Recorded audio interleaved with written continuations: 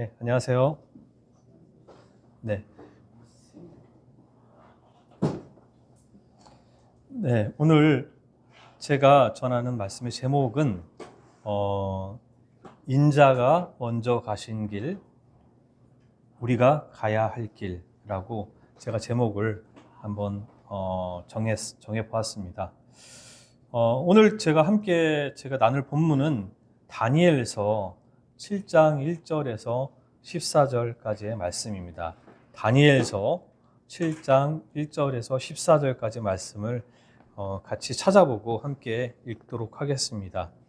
구약성경 제 성경으로는 1245페이지 다니엘서 7장 1절에서 14절까지 한번 같이 찾아보도록 하겠습니다. 다니엘서 7장 1절에서 14절입니다. 네. 구약성경 제 성경으로는 1245페이지입니다. 네. 네, 찾으셨으면 1절부터 14절까지인데요. 제가 먼저 한 절 읽으면 성도 여러분들께서 그 다음 절을 교독하는 형식으로 함께 읽도록 하겠습니다. 네, 시작하도록 하겠습니다. 바벨론 벨사살 왕 원년에 다니엘이 그의 침상에서 꿈을 꾸며 머릿속으로 환상을 받고 그 꿈을 기록하며 그 일의 대략을 진술하니라. 다니엘이 진술하였는데 내가 밤에 환상을 보았는데 하늘에 네 바람이 큰 바다로 몰려오더니 큰 짐승 넷이 바다에서 나왔는데 그 모양이 각각 다르더라. 첫째는 사자와 같은데 독수리의 날개가 있노니 내가 본 중에 그 날개가 뽑혔고 또 땅에서 들려서 사람처럼 돌발로 소리함을 들었으며 또 사람의 마음을 받았으며 또 보니 다른 짐승 곧 둘째는 곰과 같은데 그것이 몸 한쪽을 들었고 그 입의 이 사이에는 새 갈빗대가 물렸는데 그것에게 말하는 자들이 있어 이르기를 일어나서 많은 고기를 먹으라 하였더라.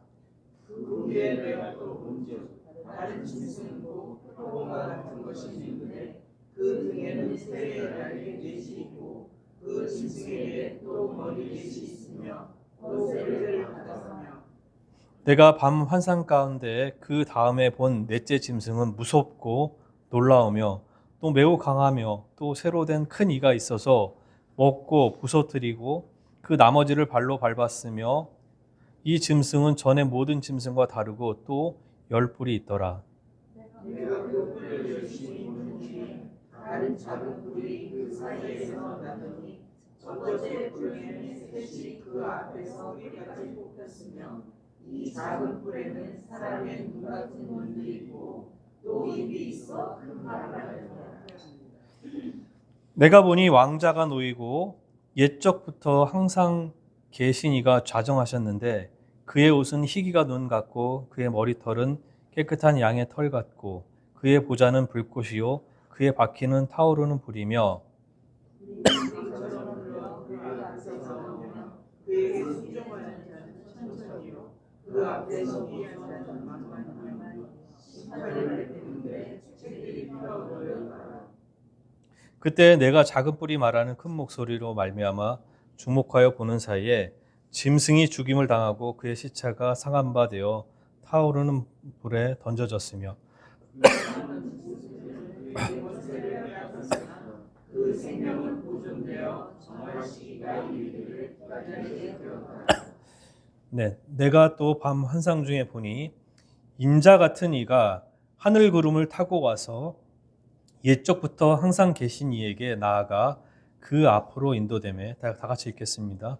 그에게 권세와 영광과 나라를 주고 모든 백성과 나라들과 다른 언어를 말하는 모든 자들이 그를 섬기게 하였으니 그의 권세는 소멸되지 아니하는 영원한 권세요 그의 나라는 멸망하지 아니할 것이니라. 네.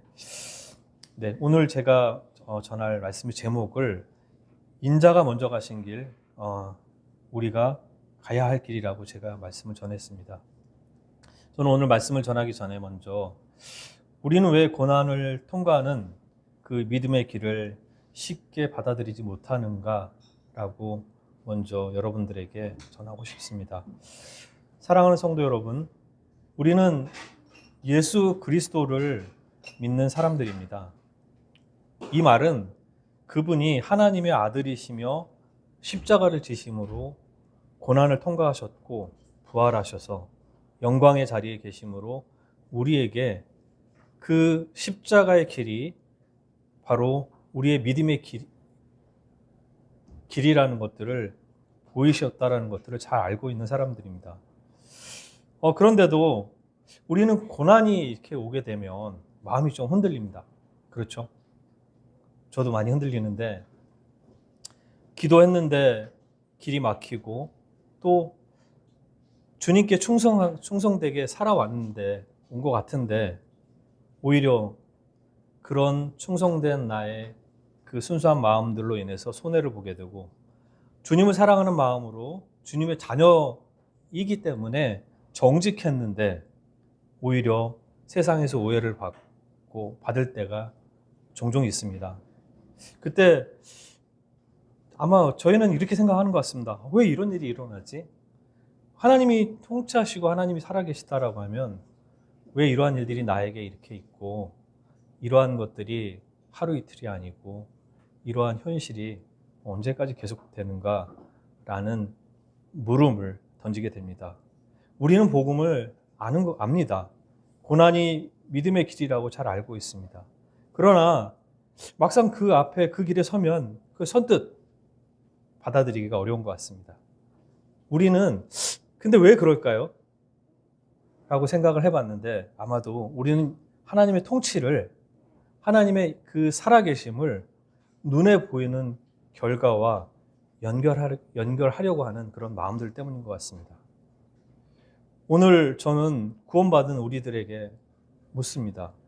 우리가 따르는 그 인자는 어떤 길을 걸으셨는지, 그 예수님께서는 어떤 길을 걸어오셨고, 또 우리는 그 길을 어떻게 이해해야 되는지 여러분들과 같이 나누려고 합니다.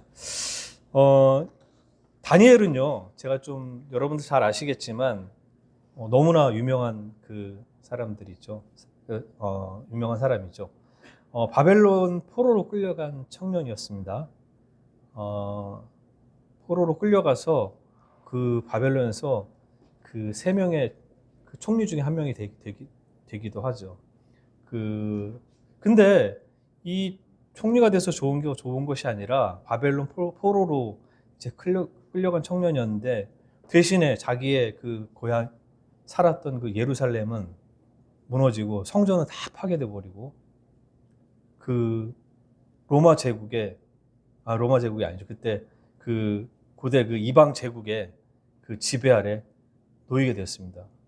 사실 이 다니엘이 보기에는 그 당시의 시대 상황은 하나님이 안 계시거나 하나님이 계시지만 하나님이 패배한 것처럼 보이던 그런 시기 아니었을까요? 다니엘서는 바로 그러한 상황에 있었던 그 상황들을 기록한 책입니다. 하나님의 백성은 한없이 약해 보이고, 왜냐하면 전지전능하시고 그 하나님께서, 전지전능하신 하나님께서 그 택하신 백성들이 포로로 끌려가고 있는 그런 상황입니다. 이게 말이나 됩니까? 아니, 그냥 사람이 만든 신도 아니고 하나님께서, 스스로 계신 그 하나님께서 자기들의 백성이 끌려가는데 아무런 개입도 없으시고, 그 상황은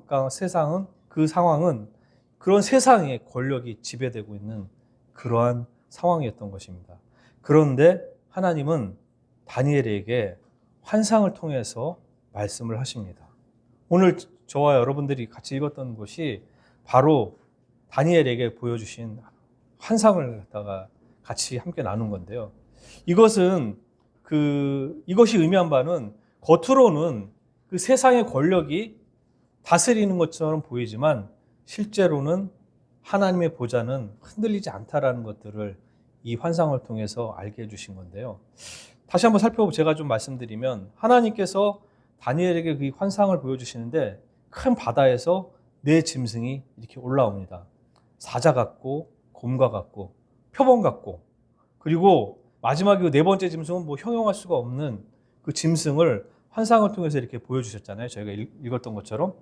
근데 여러분들이 하나 아셔야 될 것은 이 짐승들은요, 단순한 이렇게 동물을 갖다 나타내는 것이 아니라 하나님 없이 스스로 왕이 되려는 그런 제국들, 고대 그 제국들을 나타내는 그런 것입니다. 그 제국들은 어떤 제국들입니까? 힘으로 삼키고, 그냥 발로 짓밟고, 그 권력으로 모든 것을 다 하는. 요새 사실은 저는 미국에, 제가 미국이라고 거론을 했는데, 예전에는 사실은 냉전 시대라 그래가지고 소련이라고 그러죠. 지금은 러시아로 바뀌었는데, 냉전 시대라고 했지 않습니까? 그런 자유진영과 그런 그 진영이 나뉘어서 대립하던 그런 시기가 있었는데, 그런 냉전 시대가 허물어지고, 각 나라들이 연방으로 해체되면서 그렇게 하다가, 어느 질서를 유지하다가 지금은 사실은 제가 느끼기에는 질서가 없는 것 같습니다. 예전에는 어떤 자유민주주의라는 그런 가치를 가지고 어떤 한 나라가 그 세계를 갖다 이렇게 선도해 오면서 어떤 그 국제 질서를 이렇게 이끌어 왔다라고 생각했었는데, 지금은 도대체 이게 우리가 그동안 생각해왔던 어떤 그런 가치들이 다 허물어지고 오로지 자기 이익, 어떤 그런 것들을 생각하는 그런 시대가 돼버린 것. 우리가 전통적으로 고수해왔던 그런 가치들은 온데간데 사라지고 힘, 무조건 권력, 그런 것들이 팽배하는 그런 상황. 사실은 이런 상황들이 아까 얘기했던 그렇다고 해서 저희는 아직까지는 다니엘처럼 포로로 끌려가거나 그러진 않은 상황 아닙니까? 그렇지만 오늘 저와 여러분들이 함께 읽었던 이 다니엘서 7장은 다니엘이 포로로, 여기 지금 우리 용영제에 있지만 우리가 어떤 큰 나라에 의해서 속국이 되고 그냥 나라로 그냥 끌려가는 겁니다. 그런 상황이 되었을 때, 아니 하나님께서 살아계시다고 하시는데 하나님께 어떤 개입도 없으시고 포로로 끌려가는데 하나님 정말 살아계신가? 라는 그런 생각을 하지 않을 수 없는 그런 상황을 묘사합니다. 그러면서 이 다니엘이 본 환상은 제가 방금 말씀드렸던 그런 의미를 갖고, 특히 이 7장은 이 다니엘서의 전환점이 되는 그런 장이기도 합니다. 앞부분이 이제 역사 얘기가 이렇게 쭉 이어지는데요. 7장부터는 이 환상을 통해서 이 역사의 깊은 의미를 보여줍니다. 근데 우리가 주목해야 될 것이 바로 그 중심에 오늘 몇 절, 13절인가요?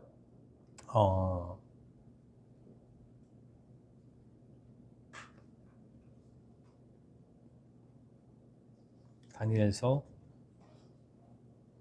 13절 맞습니다. 7장 13절에 보면 내가 또 밤 환상 중에 보니 인자 같은 이가 하늘 구름을 타고 와서 옛적부터 항상 계신 이에게 나아가 그 앞으로 인도되매. 이 7장 이 후반부 7장부터 이 전환점이 되는데요.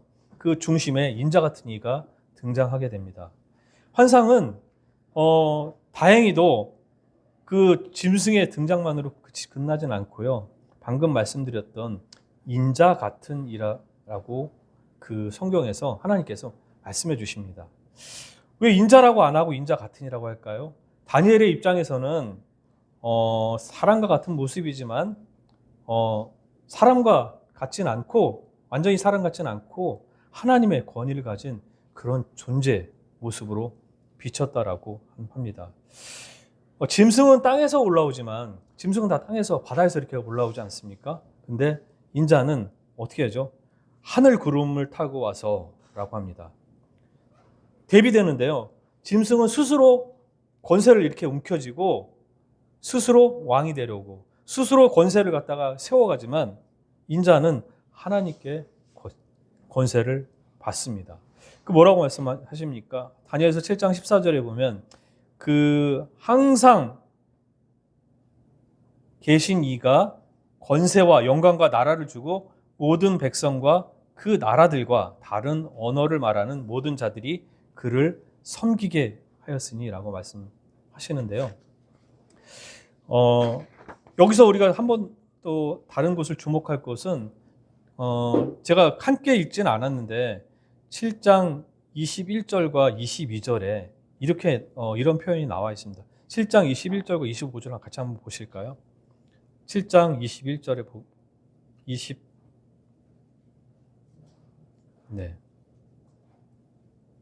이 환상을 그 다니엘이 하나님께서 보여주신 그 환상을 해석하는 부분인데요. 7장 21절에 이렇게 표현되어 있습니다. 내가 본즉 이 뿔이 성도들과 더불어 싸워 그들에게 이겼더니 라고 되어 있고요. 25절에는요. 그가 장차 지극히 높으신 이를 말로 대적하며 또한 지극히 높으신 이의 성도를 괴롭게 할 것이고 그가 또 때와 법을 고치고자 할 것이며 성도들은 그의 손에 붙임 바 되어 한 때와 두 때와 반 때를 지내리라 라고 했습니다. 7장 21절과 25절은 짐승이 아까 제가 말씀드린 짐승은 무엇을 상징한다라고 제가 말씀드렸지 않습니까? 고대의 그런 권력을 휘두르는 그런 제국들을 상징한다고 말씀드렸는데 그 짐승이 성도들과 더불어 싸워 짐승이 성도들과 더불어 그들을 이겼다라고 말합니다. 이곳에서 고난을 받는 자는 인자가 아니라 누구입니까? 지극히 높으신 이의 성도들입니다. 여기서 지극히 높으신 이의 성도는 지극히 높으신 이는 여러분도 아시겠지만 하나님입니다. 즉, 그 고난을 받는 자는 하나님께 속한 백성이라는 것입니다. 이 짐승은 성도를 괴롭게 하고 짓밟습니다. 이 장면에서 보면은 그런 것들이 나타납니다. 이 장면이 보여주는 바는 되게 분명한데요. 이 짐승의 활동, 그것은 바로 성도의 고난과 연결되고요. 인자의 영광으로 이어집니다. 여기서 우리는 한 가지를 분명히 이해하고 넘어가야 할 것이 있는데요. 이 다니엘 7장의 이 인자는 단순히 성도들의 상징이 아닙니다. 이 인자는요, 아까 인자 같은 이라고 표현되어 있는데 그것은 하나님께서 세우신 그런 종말론적인 그런 왕이며 하늘의 권위를 위임받는 메시아를 암시합니다. 동시에 그는 하나님의 백성과 분리된 존재가 아니라 그 백성을 대표하는 왕이기도 합니다. 여러분들이 이 다니엘서를 읽으실 때 그렇게 이것을 이해하셔야 되고요. 그리고 저희가 신약성경에 보면은 그 인자가 예수 그리스도 안에서 성취되는 모습들을 그 인자가 예수께서 언급하는 그런 장면이 나오는데요. 같이 한번 찾아보실까요? 한번 마가복음 14장 62절에 같이 한번 찾아보도록 하겠습니다. 마가복음 14장 62절입니다.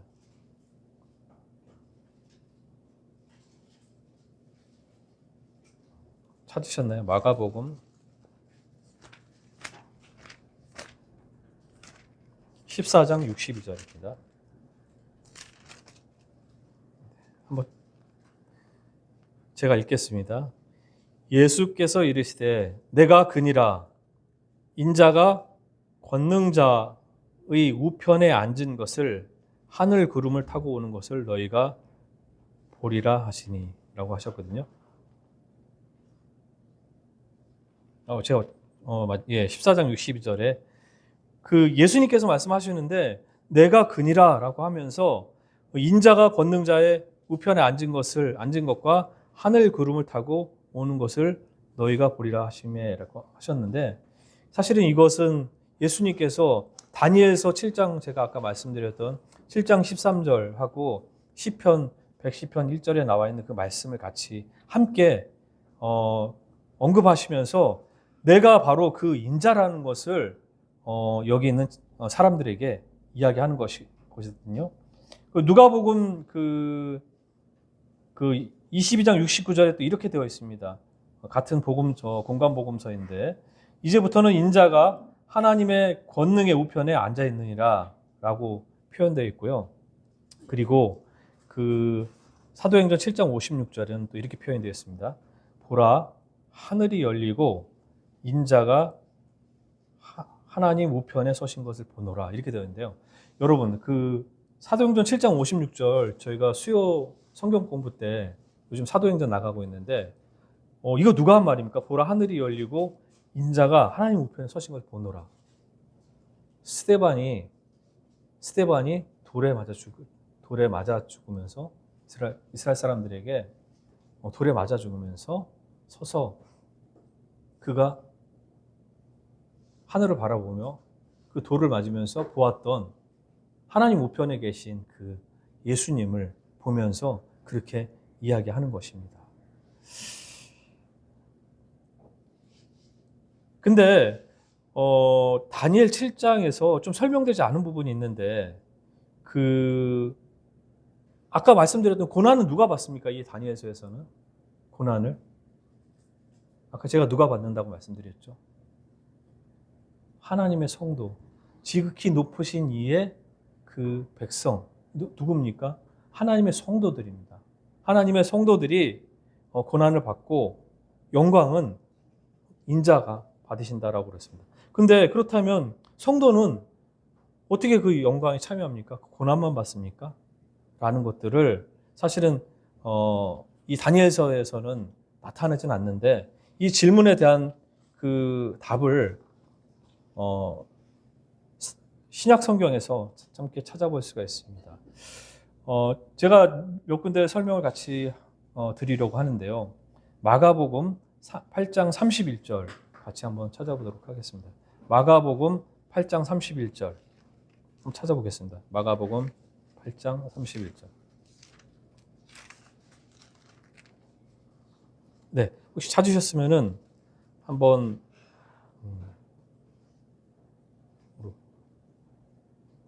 읽어보시겠습니까? 인자가 많은 고난을 받고 장로들과 대제사장들과 서기관들에게 버림받아 죽임을 당하고 사흘 만에 살아나야 할 것을 이로써 그들에게 가르치시되. 네. 이 장면이 어떤 장면인가요? 제가 예전에도 한번 말씀으로 전해드렸던 것 같은데 여기 보면은 8장 31절에 보면 인자가 예수님께서 스스로를 인자라고 이렇게 얘기를 하셨거든요. 인자가 많은 고난을 받고 장로들과 대제사장들과 서기관들에게 버림받아 죽임을 당하고 사흘 만에 살아나야 할 것을 비로소 그들에게 가르치시되 이렇게 얘기했습니다. 근데 이 말이 어떤 상황에서 나왔냐면 여러분 바로 전장을 보면은 예수와 제자들이 빌립보 가이사랴 여러 마을로 나가실새 길에 27절입니다. 8장 27절. 길에서 제자들에게 물어 이르시되 사람들이 나를 도대체 누구라고 하느냐? 이렇게 예수님이 제자들한테 물어본 겁니다. 그러니까 제자들이 이렇게 얘기를 했는데 세례 요한이라고 하고 더러는 이엘리야, 더러는 선지자 중에 하나이다라고 얘기를 했는데 그렇게 했더니 예수님이 또 물어보시는 거야. 너희는 나를 누구라 하느냐? 그때 베드로가 대답하여 이르되 주는 그리스도시요, 주는 그리스도신이다 라고. 근데 이에 자기 일을 아무에게도 말하지 말라 하고 경고를 했습니다. 이 장면은 굉장히 사실은 좀 많은 의미를 가지고 있는데요. 다니엘 7장에서 고난은 성도의 자리였었습니다. 근데 이 지금 마가복음 8장 오늘 같이 제가 방금 읽었던 이 부분에서 예수님께서는 자신을 인자라고 부르시고 뭐라고 얘기를 하시는 겁니까? 이제 어떤 의미가 담겨 있습니까? 예수님을 인자라고 부르고 선언을 하십니다. 뭐라고 선언하십니까? 예수님께서는 자신을 인자라고 부르시고 여기 보시면 뭐라 그랬죠? 인자가 많은 고난을 받고 장로들과 대제사장들과 서기관들에게 어떻게 해요? 버림받는다고 그랬습니다. 버림받되고 그리고 버림받되는 것까지 좋은데 더 나가서 어떻게 된다고? 죽임을 당한다고 그랬어요. 이 고난을 당하고 이 고난의 끝에 죽임까지 당한다라고 이렇게 말씀을 하셨는데 그러면 이미 아시는 거지 않습니까? 하나님 전지하시기 때문에 다 아시는데 자기가 죽는 길을 알면서 내가 죽는다라고 하면은 보통 저희 같은 경우 예를 들어서 내가 죽는다 언제 죽는다라고 하면 어떻게 할까요? 어떻게든지 간에 죽음을 회피하기 위해서 방법을 찾지 않겠습니까? 그러나 우리 주님은 인자는 본인을 그렇게 표현하시면서 인자라고 부르시면서 그 고난의 길을 먼저 가겠다라고 선언하신 겁니다.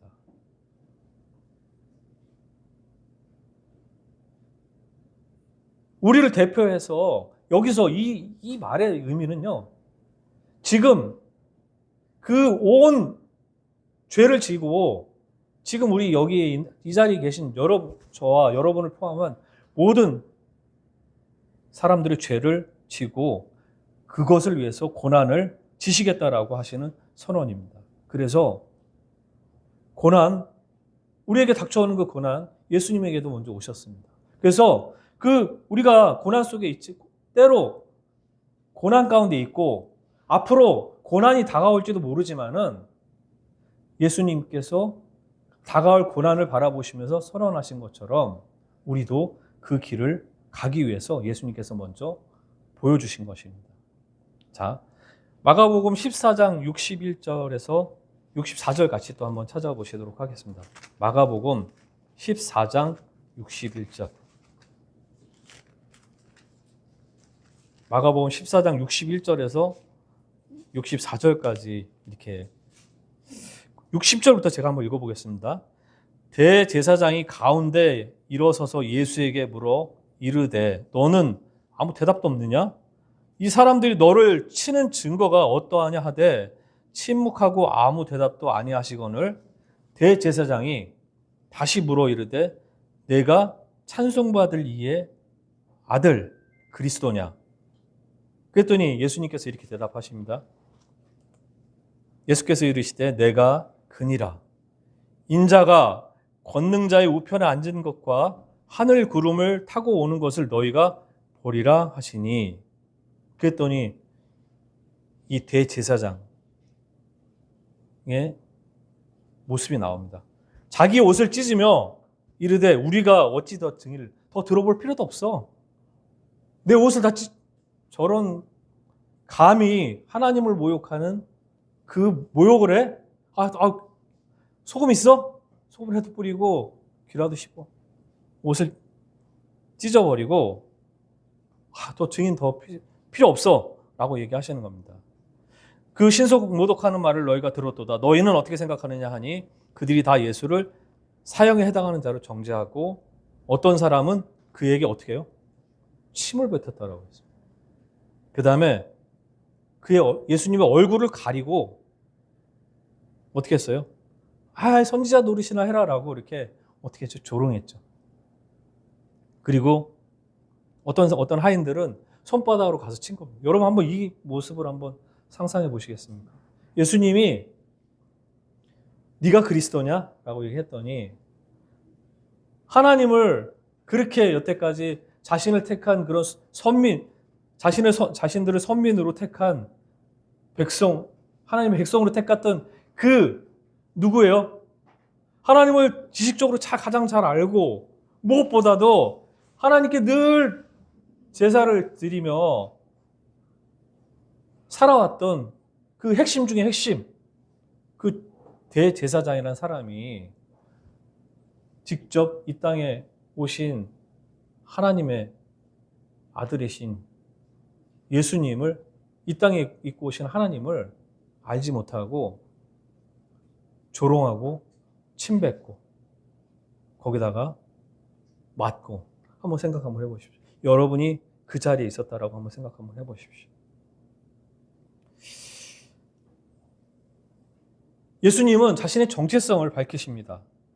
근데 자신의 정체성을 밝히는 그 순간에 가장 낮은 자리에 가장 형언할 수 없는 그런 취급을 당하게 됩니다. 여러분 그런 경험 있지 않으십니까? 여러분이 나 하나님 믿어. 나 우리 주님이 계셔. 나는 그분이 살아계심을 믿어. 라고 했었을 때 여러분들은 조롱받아 보신 적 있습니까? 침뱉음을 당해서 보신 적 있습니까? 아유, 누가 와서 여러분들의 눈을 가리고서 아유, 네가 하나님을 믿어? 라고 조롱받아 보신 적 있으십니까? 우리 이렇게 자신의 정체성, 하나님의 아들임을 밝히는 순간 여러분 저와 여러분 다 하나님의 아들이고 하나님의 딸입니다. 그런 여러분의 정체성을 밝히는 순간에 이런 것들을 당한다라고 하면 여러분들은 어떤 모습일까요? 그러나 예수님께서 어떠셨습니까? 예수님이 힘이 없으셨습니까? 이들을 제압할 그런 힘이 없으셨습니까? 그렇지 않습니다. 근데 그 어떤 것도 사용하지 않으시고 그 폭력에 묵묵히 자기 길을 가십니다. 그리고 곧 십자가에 자기의 몸을 막 달리시는 것들을 허락하게 하십니다. 여러분 십자가가 무엇입니까? 십자가 여러분들 하면서 저희 어떤 교회를 방문한 어떤 분이 십자가가 왜 없냐? 라고 이렇게 물어보시진 않고 대부분은 그렇게 물어보시는데 십자가가 없는 게 정상이다라고 이렇게 얘기하는 분도 계시고 그건 따로 더 얘기하겠지만 여러분 십자가를 여러분 생각하면 어떤 게 여러분들 마음 가운데 떠오르십니까? 십자가 우리 저기 주의자면 십자가 하면 뭐 어떤 거 생각나세요? 십자가 하면 무슨? 그러니까 예수님이 떠오르는 건 당연한데 어떤 게 생각이 나세요? 십자가는 여러분들이 잘 아시겠지만 고대 로마 제국에서 할 수 있는 가장 뭐라 그럴까요? 수치스럽고 경멸스러운 그런 처형의 방법 중에 하나라는 걸 여러분 잘 아시지 않습니까? 십자가를 생각해 보면은 예수님이 십자가에 달리셨을 때 그 좌우로 누가 달려 있었습니까? 같이 달려 있었습니까? 네, 사형수들이 달려 있었죠. 십자가에 달렸을 때 지금 사실은 저희가 무슨 명화나 이런 그림 같은 거 보면 이렇게 뭐 옷으로 이렇게 천으로 이렇게 가려져 있는데 그때 그랬을까요? 제가 알고 있기로는 아무것도 걸치지 않고 그냥 십자가에 이렇게 죄인한테 그런 인권을 해줬을까요? 그 당시에 그냥 아무것도 그냥 백일하게 다 그냥 온 몸을 다 아무것도 걸치지 않고 십자가에 못 박혀 있으셨던 것이거든요. 얼마나 여러분들이 만약에 그러한 자리에 십자가에 그렇게 달려 있으신다라고 그냥 저 길가에 누구나 돌아가면서 이렇게 다니는 그런 길가에 여러분들이 그 십자가에 못 박혀 있다라고 생각 한번 해보십시오. 죽어가고 있는데 피 흘리고 죽어가고 서서히 죽어가고 있는데 거기서 그 죽어가는 사람을 보면서 조롱하고 침뱉고 세상으로 버려졌고 하나님께도 버려졌었습니다. 버려진 것처럼 보여졌던 그런 자리였습니다. 그러나 예수님께서 그 자리에서 내려오실 수 없는 분이십니까? 아닙니다. 그 자리에서 얼마든지 내려오실 수 있고 그 십자가에 달렸던 그 로마 병사들과 로마 제국의 그런 제국의 황제들까지 다 전능하신 하나님께서는 그들을 없애버릴 수 있는 그런 권력을 가지셨음에도 불구하고 능력을 가졌음에도 불구하고 그러지 않으셨습니다. 왜 그러셨습니까? 우리를 위해서 그런 길을 택하신 것입니다. 이것은 다니엘 7장은 말합니다. 아까 제가 7장에서 마지막 절에 14절에 보면 같이 한번 읽어볼까요? 다시 한번 돌아가 보겠습니다. 다니엘서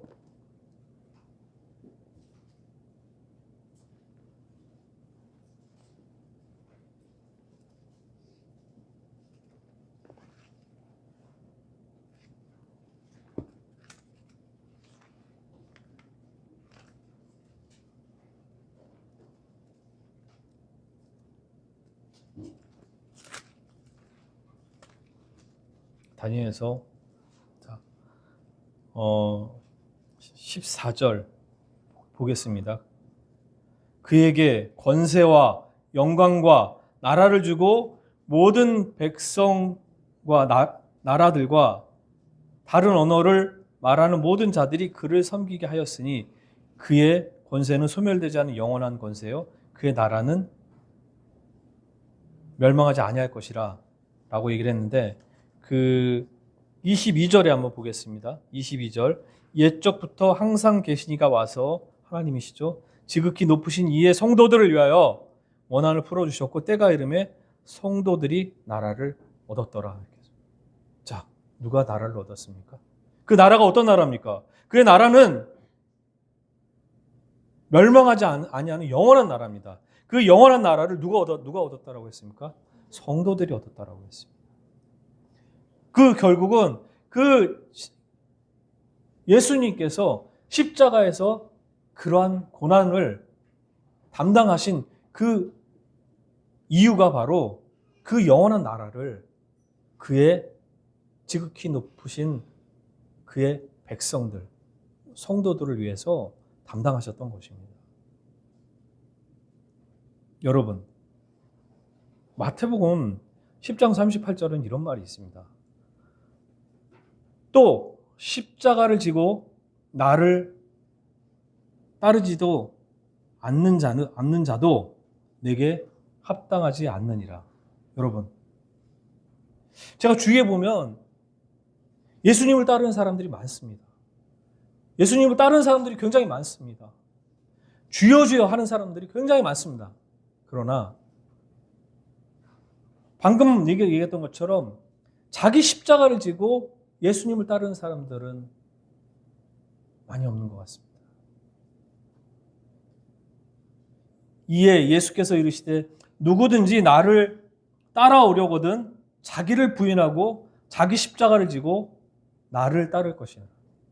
자기를 부인하고 나를 따르라고 그랬는데 예수님을 따르는 사람들은 많은 것 같습니다. 그러나 자기를 부인하는 사람들은 많이 없는 것 같습니다.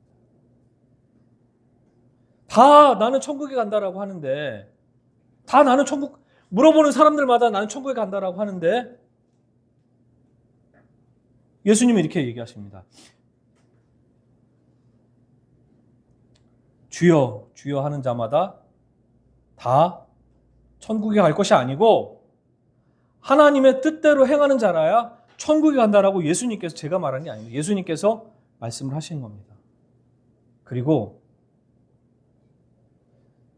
요한복음 14장 6절에 이런 말씀이 있습니다. 예수께서 이르시되 누구든지 내가 곧 길이요 진리요 생명이니 나로 말미암지 않고는 아버지께로 올 자가 없느니라 이렇게 얘기를 했는데 많은 사람들이 예수 그리스도를 믿고 따른다고 얘기하는 사람들 중에서 이거를 착각하는 사람들이 있는 것 같습니다. 그냥 예수님은 그냥 길이세요. 내가 곧 길이요. 예수님은 어떤 진리를 갖다 찾기 위한 어떤 그런 방편이나 하나의 방법이 아니라 그냥 예수님은 그냥 생명이시고 예수님은 그냥 길이세요. 근데 어떤 사람들은 예수님을 어떻게 하면 하는 그런 방법, 어떤 길을 찾기 위한 어떤 그런 것들로만 생각하는 그런 사람들이 있는 것 같습니다. 제가 옛날에 그랬던 것 같습니다. 여러분, 예수님은 그냥 길이세요. 나로 말미암지 않고는 예수님을 통하지 않고는 갈 수가 없는 거, 하나님께 갈 수가 없는 것입니다. 이제 저는 여러분들에게 이런 말씀 드리고 싶습니다. 여러분, 예수님 믿으면 고난이 없어집니까? 난 예수님을 진짜 정말 믿고 따랐더니 고난이 없어졌어. 그렇게 되나요? 아닙니다. 우리가 예수님 믿었다고 해서 고난이 없어지는 건 아닙니다. 고난이 사라지는 건 아닙니다. 그러나 그 고난을 받아들이는 그 고난의 의미가 우리에게 달라지는 겁니다. 심지어 사도행전에서는 이렇게 누가가 기록을 했습니다. 우리 믿는다라고 하면 예수님을 믿고 자기 십자가를 지고 자기를 부인하고 예수님을 따라가는 그 사람들에게는 어떤 일이 있느냐? 그가 사도 바울을 얘기하는 거죠. 이제 그가 내 이름을 위하여 얼마나 고난을 받아야 할 것을 내가 그에게 보이리라. 여러분, 주님께서 사도 바울을 통해서 사도 바울이 다마스커스에서 주님을 만났어요. 만났는데 주님께서 사도 바울에게 얘기합니다. 너가 얼마나 내 이름을 위해서, 주님을 위해서, 예수님을 위해서 얼마나 많은 고난을 받아야 할지 그에게 보이라 그랬습니다. 여러분들에게는 어떠십니까?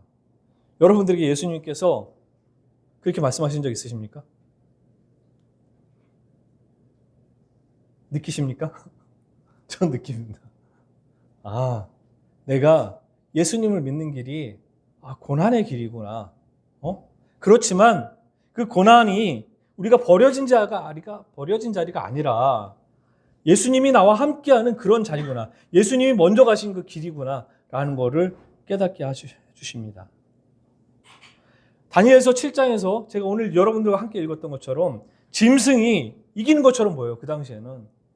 그 고대의 제국들이 무참하게 다니엘이 포로로 끌려가서 형편없는 생활을 하고 형편없는 대우를 해서 정말 하나님이 계시나?